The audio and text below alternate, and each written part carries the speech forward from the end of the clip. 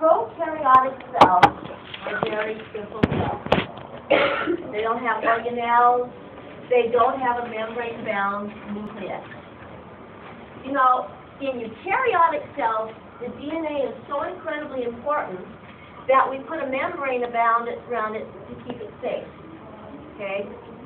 We keep it in the closet over here. Prokaryotes, they just put their DNA over in the corner. All right? Eukaryotic cells have very complex cells. They have little organs. They have things like chloroplasts. They have, that's really annoying, endoplasmic reticulum and lysosomes and things that have all these different jobs. Okay? Prokaryotes don't have that. Okay? So these are very simple cells. These are more complex cells. These are like your bacteria. We said our archaea is really bacteria-like, but they are more of your extremophiles. Thank you. If you'll just, put that a little bit from, appreciate it. And then we get into our kingdoms. And your kingdom protists are mostly your single-celled things like paramecium, amoebas, plants. You all know plants. Fungi, they just go do photosynthesis, and then your animals. Okay. You do have to know your kingdoms. And does anybody remember how to remember their taxonomy? What was our mnemonic thing? And that will help you, okay? And you do need to be able to come up with the 5 kingdoms. Here they are. Here are domains and kingdoms again. These are basically your bacteria, single cells, very simple. Prokaryotes, eukarya, there's your plants, your fungus, your animal, your protista, which are your single cell. Mostly some of them are colonies. They put things like the kelps in there. Species. Now, domain is our widest category. Species is our narrowest. In a species, it's a group of similar organisms that can interbreed and produce viable offspring. Viable offspring are able to live and to reproduce. And that's a big thing because we do have species that interbreed. Everybody's here have heard of mules. Mules come from a horse and a donkey. You get mules. Mules, however, are sterile. We had one young man this morning going, I know somebody who had a mule that actually had offspring, but it wasn't viable. It didn't live very long. It was very, very sick. You've all heard of ligers again? Cross between a lion and a tiger. Again, they are sterile, so they are not considered a species. They do not continue on. You have many, many different kinds of, meadowlarks. So you get down to species, you'll have one species. Nomenclature, this is your scientific process for naming organisms. When they set it up, everybody in the scientific kingdom sticks to that. So it's how we name things. Use a lot of Latin. It is a 5 nomenclature. They're working, I know. All living organisms actually have 2 names. So when you get down to the species name, the name that is for that one particular organism, they use the genus and the specific epithet. So who here can tell us the nomenclature for you as a human? Homo sapien. Homo is genus, sapien is that specific epithet.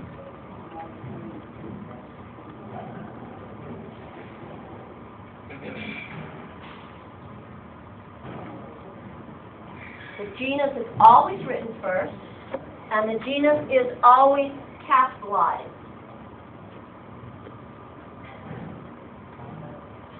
The second word, or the specific epithet, is not capitalized. You use your lowercase.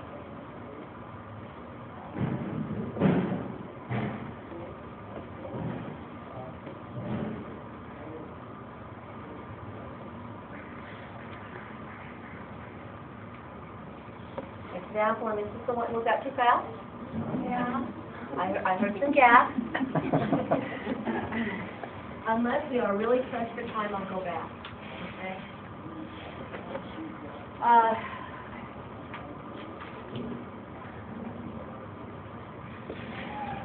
When you are reading the scientific name, it's always italicized or underlined in a book. We're just going to have to not breathe.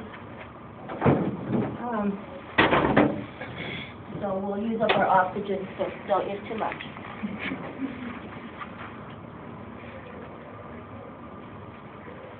Okay, so here we have humans, Homo sapiens, it's either italicized or underlined.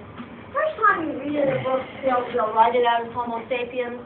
After that, they will usually shorten it and do, you know, H. sapiens.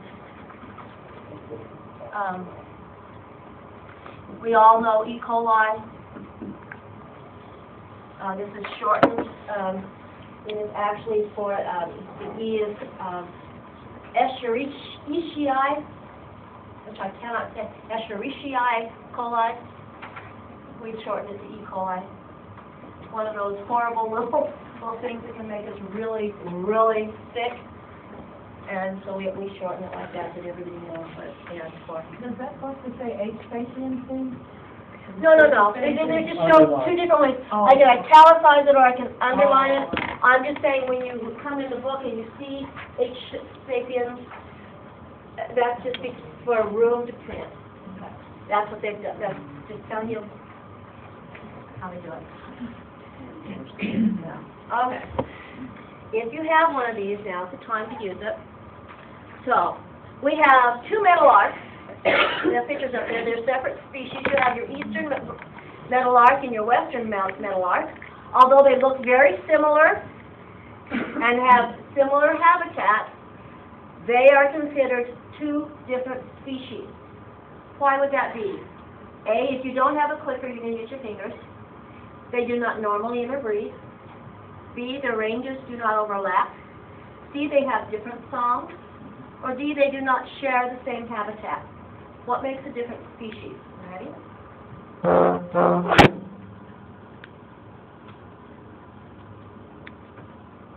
You're not logged on. I'm going to go ahead and do this, and I'll show you how to log on.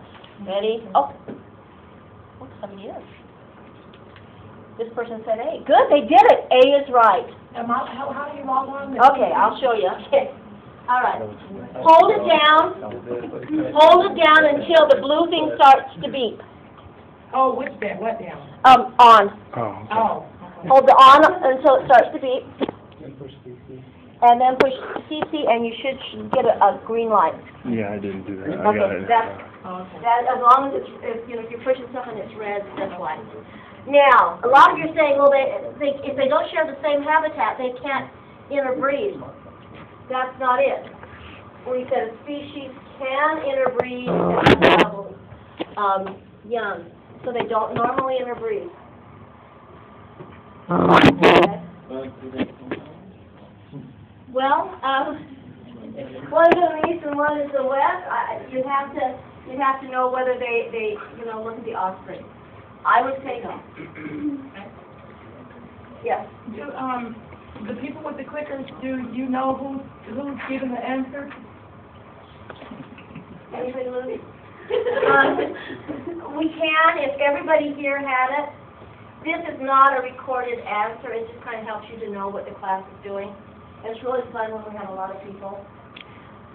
You can do quizzes with that, and we can do attendance with this. But unless everybody has it, it's not of no use. And it's not required this time, but it is fun, and you will use it in the class. So, but if I click my answer, you won't know if I did it or if he did it. And if you change your mind, you just click a different one and it'll change it up here. Okay, so you're not locked in. Unless he's not here, but you are. I had one class and there's only one and we're going, okay, well, you did good, all this is wrong. So, okay, scientific method. Now, scientific method, you know, there are things that we have believed and people thought they could prove it. You ever hear of something called spontaneous generation? No. Put a piece of meat, slap it down, and life comes from death. You know, if I leave it here, after a while there will be worms there, you know. Spontaneous life just comes from death. Well, you know, for many, many years they thought this. A couple hundred years ago, guys, they don't believe that anymore. You know, they believed it, they could prove it. I leave this here, and suddenly, no, you know, there's maggots there. Well, somebody came along and said, oh, no, wait a minute. I put it in a jar, I cover it with cloth so that nothing can get into there. Suddenly, there's no worm. And they're going, okay, what's the difference? This has flies coming, laying eggs, and what's coming is just really larva. So, scientific method is a way to make sure that what you are doing is tested. Other people have to be able to do the same things and come up with the same answers before we accept it. There are people who came out with, what was it? Vaccines and autism. That whole thing out there right now, based on one guy's unscientific research. You go back and you go, oh my gosh, he was paid for it. Come up with, anyway, that's an interesting thing to read up on. So, systematic approach. Now, if you have graduated recently from high school, you have somewhere in your educational career heard of the scientific method. So who's heard of this before? So what do we start off with? Scientific method. Where do we start? Problem. I see that I observe something, I observe a problem, it gives me a question. Then what I do with my question? I say, okay, from what I know, I've lived, I know this. I think this is what. Okay? Then what do? Experiment. I test it. What has to happen with that experiment?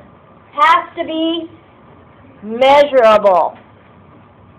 Can't be an opinion. It's got to be measurable. Some way, shape, or form, time. And after that, I come up with a conclusion. So, observation. The baby is crying.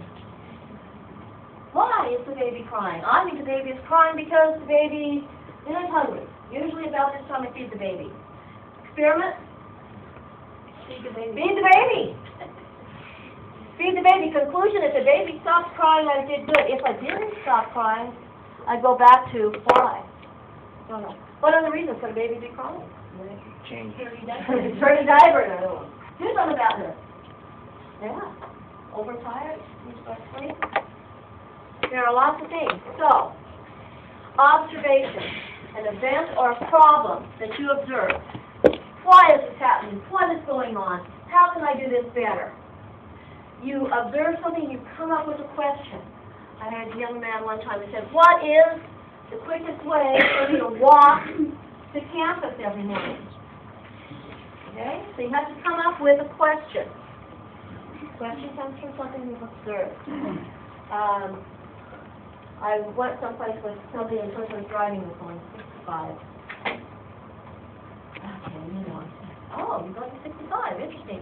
And the person said to me, I make so many more miles per gallon if I go 65. Sounds good to me. Do you know how expensive gas is? I did a month. Why would I do it for a month? It works. Yeah, because, you know, if I just did it once, it's not enough, right? I have to make sure. Wind, snow, all those things are going to make a difference. So I did it for a month, and I recorded it. So, if I go 65 miles per hour, will I make enough more miles per gallon to save me money? How much was your ticket? What? So how much was your ticket? Anyway, all right. Hypothesis is an educated guess. Based on what I know, based on observations, what do I think? I think I will, well, this friend told me, I trust him. I think I will save money and actually get more miles per gallon And then I have to actually test it. I gotta experiment with it. This will either prove or disprove it, and it has to be measurable. Can I do it one time? No, it has to be enough that I can see a real pattern. So if I'm making a comment about autism, can I do it on 12 people? I gotta do it on thousands of people. All right, I did it for a month, and it saved me. I got a 1.5 more miles per gallon than going 75. Conclusion, did not save me any money. I did not get more miles per gallon, so I'm up to 60, 75 again. Well, all right. Conclusion, based on your results, you're going to come to a conclusion. I was right, I was wrong. If I'm wrong with my hypothesis, have I failed? No. Didn't it take Edison and the light bulb? How many different things did he use for the donut till he found the one right one? Edison used to always say, every no gets results as yes.